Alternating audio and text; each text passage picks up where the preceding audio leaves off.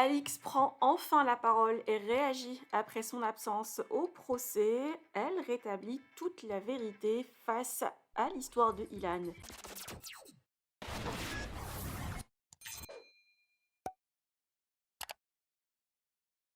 Alix a été vivement critiquée par la toile hier et certains blogueurs suite à son absence au procès de diffamation et harcèlement que Ilan l'a émis à son encontre. Le candidat lui réclame 700 000 euros de dommages et intérêts et le verdict est prévu début mars. Alix a tenu à rétablir la vérité sur les raisons de son absence et aussi du contenu de la plainte de Ilan. L'ancienne candidate dément tout ce qui a été avancé par Ilan et précise même que c'est ce dernier qui essaie de l'intimider sur les réseaux depuis quelques mois. L'absence de Alix est due à des impératifs professionnels et aussi le fait qu'elle habite pas en France, d'autant plus elle a été bien présente à l'ancienne audience suite à laquelle Ilan et son avocat ont déposé un report. D'ailleurs, Ilan était absent. Alix fait très attention à ce qu'elle dit par rapport à ce sujet qui est très grave et aussi elle est représentée par un avocat qui défend des causes nobles et des procès sérieux. Je vous laisse avec sa réaction. Que pensez-vous? Partagez avec moi vos avis en commentaire et n'oubliez pas de liker la vidéo et de vous abonner à la chaîne. Je vous ai dit que j'allais prendre la parole pour vous expliquer tout ce qui se passe dans cette histoire, les tenants et les aboutissants, et surtout le faire de manière correcte, juste et surtout légale. Parce que c'est important, c'est un sujet qui est très sensible, qui touche plus de personnes que vous le pensez. Donc forcément, il faut faire attention à ce qu'on aborde, comment on le fait et surtout ce qu'on dit. Moi, à chaque fois que je prends la parole, sachez que je suis toujours conseillée par mon avocat, tout simplement parce que je me dois de faire attention, je me dois de ne pas dire n'importe quoi parce que tout a un impact. Voilà. C'est d'ailleurs ce que j'ai fait quand je suis allée sur TPMP. Il faut savoir un truc, c'est que avant l'émission, j'ai été en contact avec mon avocat aussi et je lui ai demandé la bonne manière de m'exprimer pour ne pas me mettre en faute et pour surtout pouvoir faire entendre ce que j'avais à dire sans moi-même me rendre coupable de quelque chose qui pourrait m'être reproché. Tout a commencé il y a un an quand, dans le cadre de la promotion de mon livre, je suis allée chez Melty faire une interview et la journaliste m'a demandé quelles étaient les raisons de mon envie d'arrêter de travailler dans la télé, sachant que j'étais dans un moment où ça fonctionnait très bien pour moi. Et c'était assez bizarre du coup de prendre cette décision à ce moment-là. Je lui ai donné énormément de raisons. Sachez que l'interview a duré très longtemps. Il y a des raisons qui sont assez sombres, comme vous vous en doutez, notamment cette histoire de vidéo, parce qu'il y a beaucoup de gens en interne, donc dans ce milieu-là, qui sont au courant. Je ne suis pas la seule à l'avoir vu. Il y a Anthony Alcaraz qui l'a vu, il y a Jonathan Matijas qui l'a vu, et bien d'autres personnes qui se garderont bien d'en parler. On ne sait pourquoi, et ça, je ne comprends toujours pas pourquoi.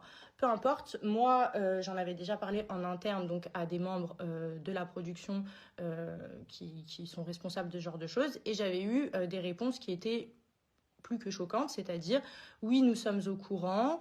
Nous avons déjà eu des plaintes concernant cette personne vis-à-vis de plusieurs candidates, mais du coup, on a décidé de pallier au problème en mettant du personnel supplémentaire de nounous pour pouvoir surveiller qu'il n'y ait pas de problème. Alors, il faut savoir que les nounous, ce sont des gens qui sont soit en intérim, soit étudiants, soit dans le théâtre, soit dans la danse, ou j'en passe et des meilleurs.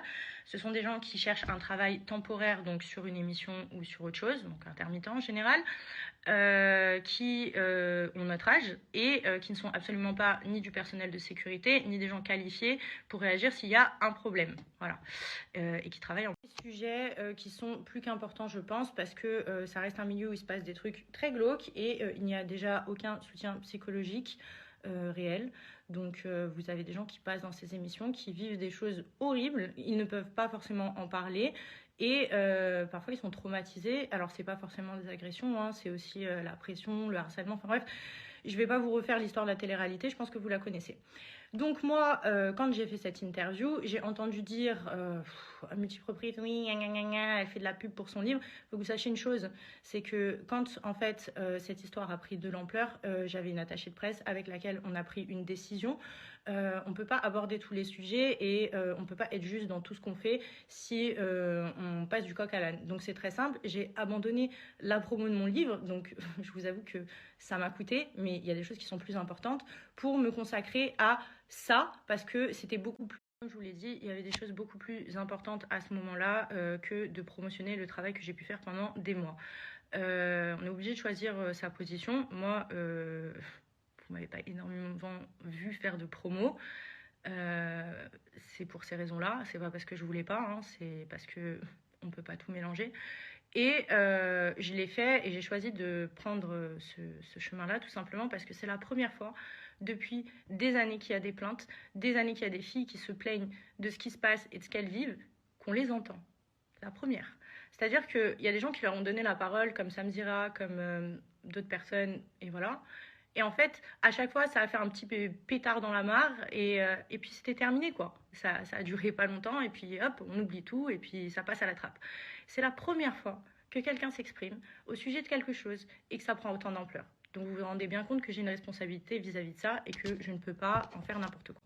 Ensuite, j'ai entendu dire oui, elle est allée chez TPMP pour faire la promotion de son livre, blablabla. Alors sachez une chose déjà, ceux qui disent ça, vous avez vraiment rien dans la tête. Déjà pour commencer, ça c'est une chose. J'ai refusé d'aller faire ma promotion là-bas parce que pour moi TPMP c'est pas un endroit où on présente un livre. Excusez-moi, hein. Mais quand ils m'ont contacté pour cette histoire, j'ai accepté parce qu'ils ont quand même une énorme plateforme de diffusion et j'avais un message à faire passer aux autres personnes qui étaient potentiellement victimes et notamment à cette jeune fille sur cette vidéo. Si jamais elle voyait cette émission qui a quand même beaucoup d'audience, c'était le bon endroit. Il faut savoir que comme je n'avais pas confiance en TPMP, je suis allée l'après-midi dans leur bureau pour parler avec Kakumbe qui est leur producteur, pour lui dire je ne veux pas qu'on aborde mon livre à aucun moment, je viens parler de quelque chose de très important. Il ne faut pas tout mélanger pour pas que mon message soit biaisé. Et lors de l'émission, il y a une présentatrice qui a abordé ce sujet. Vous avez vu ma réaction, je pense qu'elle parlait d'elle-même. Donc ça, c'est un premier point. Ensuite, on va revenir au procès d'hier. Alors déjà, je ne me suis pas présentée, je vais vous expliquer pourquoi. Vous savez que j'habite pas en France. Vous savez qu'il y avait une audience qui était prévue il y a un mois. J'étais présente, j'étais là, tout allait bien. Moins de 24 heures avant, on reçoit une demande de report, sachant que mon avocat n'a pas envoyé les comptes rendus juste avant. C'est totalement faux, d'accord? Il les a envoyés une semaine avant, ce qui est totalement légal. Et c'est tout simplement en fait qu'ils se sont bien rendus compte que leur défense n'avait pas de forme, voilà, ça servait à rien. Donc, du coup, ils ont décidé de gagner du temps en faisant reporter ce procès. Moi, je suis rentrée chez moi et j'ai des impératifs qui font que je n'ai pas pu être là. En plus de ça, ce n'est pas moi qui porte plainte, c'est quelqu'un qui porte plainte contre moi. Je ne suis pas assignée au tribunal et je ne suis pas obligée d'être présente. Donc, je suis désolée, je ne vais pas dépenser un billet d'avion et un hôtel et j'en passe des meilleurs pour venir voir la tête de quelqu'un qui raconte de la merde sur moi. Donc, il m'a fait citer pour plusieurs articles qui sont dénonciation calomnieuse, harcèlement, diffamation, injure, bref, pas de souci. Sauf que vous savez, la loi, c'est pas du chocolat. Quand tu portes plainte contre quelqu'un, en fait, et je pense que c'est pas mon travail, hein, je suis pas avocat, mais il se trouve que j'ai un très bon avocat. Quand tu portes plainte contre quelqu'un, il faut pouvoir qualifier tout ce que tu reproches. C'est-à-dire, tu mets, je reproche ça à cette personne, ça s'est passé à tel endroit, à telle heure, telle preuve, tel ci, tel ça, avec un article de loi qui définit la faute commise par la personne, et ça doit être fait pour chaque reproche fait. D'accord? Ce n'est pas ce qui a été fait. Mon avocat, Aria Halimi, a d'abord montré que sa convocation était mal rédigée, voilà, tout simplement, et qu'on n'y comprenait rien. En ce qui concerne la diffamation, sachez que pour vous rendre coupable de diffamation, il y a plusieurs règles. Déjà, vous devez avoir désigné clairement une personne, que ce soit d'une manière de description physique ou une description qui fait que ça ne peut pas laisser de doute quant à la personne dont vous parlez, ou alors donner une photo ou un nom, chose que je n'ai jamais fait. Je pense que vous pouvez reprendre toutes mes interventions publiques. En aucun cas, je me suis rendue coupable de quoi que ce soit. Ensuite, la seule personne qui a pris ses réseaux sociaux pour dire « Alix parle de moi », ce n'est pas moi. Pourquoi te sens-tu visé ? Comprendra qui pourra, n'est-ce pas? Donc, mon avocat a bien entendu dit que je n'étais pas coupable de ce qu'on me reprochait, et je ne suis pas coupable de ce qu'on me reproche, et bien entendu, je maintiens et je confirme tout ce que j'ai dit depuis le début de cette histoire. Voilà, sachez-le. D'ailleurs, si le 10 mars, je suis relaxée, tout le monde pourra se faire une idée quant à ce sujet, je pense. On m'accuse de harcèlement. Alors, je suis désolée, je pense qu'on a tous les réseaux sociaux. C'est moi qui vis du harcèlement. La personne qui m'accuse de harcèlement m'harcèle. Et moi, je ne me sens pas que vous ayez vu dans mes stories du harcèlement concernant cette personne. Moi, je prends la parole quand il y a des nouveautés et quand c'est important de le faire. J'appelle pas ça du harcèlement. Par contre, inventer des fausses vidéos, faire des fausses vidéos d'agression, inventer des fausses histoires, me dépeindre en baronne de la drogue ou je sais pas quoi, et j'en passais des meilleurs, ça s'appelle non seulement de la calomnie, donc ce qu'on me reproche, non seulement de la diffamation, ce qu'on me reproche aussi, et non seulement du harcèlement, ce qu'on me reproche aussi, et également de l'injure, ce qu'on me reproche aussi. Donc je trouve ça quand même vraiment cocasse qu'une personne qui se permette de faire tout ça, accompagnée de sa famille, de ses sbires, et j'en passais des meilleurs, se permettent d'aller faire la pauvre victime devant les tribunaux. C'est quand même grave que la personne qui m'accuse de tout ça se soit rendue elle-même coupable de faux et usage de faux en créant des fausses vidéos d'agression qui n'existent pas, de diffamation en inventant des histoires sordides pour essayer de me salir, et également qui essaye de me faire honte et de me décrédibiliser en utilisant des choses de mon passé, comme le fait que j'ai fait du striptease. Oui, j'ai dansé nu pour de l'argent et je l'ai toujours assumé, ce n'est pas un problème, ma famille est au courant. C'est la première chose que j'ai dit dans ma première interview quand je suis rentrée dans ce monde-là. Je suis également sortie avec des filles, ça n'a jamais été un secret pour personne et je n'aurai jamais honte de ce que j'ai pu faire dans ma vie. Donc quand on fait ce genre de choses, ça s'appelle de la tentative d'intimidation.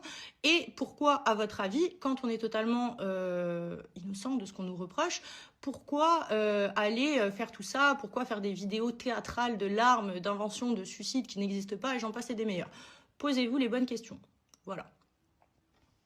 En ce qui concerne mon avocat, vous pouvez vous renseigner sur lui très simplement sur Google. Maître Ari Halimi, c'est un très bon avocat qui défend des causes justes. C'est lui qui a défendu la famille Chouvia quand la police a assassiné le papa de Sofia lors d'un contrôle de police. C'est lui qui a défendu la dame qu'on a tous vue dans cette vidéo virale qui a contacté la police pour une plainte en expliquant que son conjoint lui faisait des choses horribles et que le brigadier en fait n'a pas voulu prendre sa plainte parce que le monsieur en question était un policier. Il a même oublié de raccrocher le combiné, donc on a même entendu toutes les saloperies qu'il pouvait dire sur la dame en question. Donc Arié, c'est ce genre d'avocat-là. C'est quelqu'un qui choisit pas des affaires tout et n'importe comment parce qu'il a une réputation et surtout parce qu'il veut défendre des causes justes. Voilà. Donc d'où sa volonté de choisir de défendre gratuitement ces personnes-là. Donc voilà, je pense que j'ai fait la lumière sur à peu près tout. Moi, je vais pas prendre plus la parole. Je pense pas que ce soit nécessaire. Et voilà, je vous donnerai les suites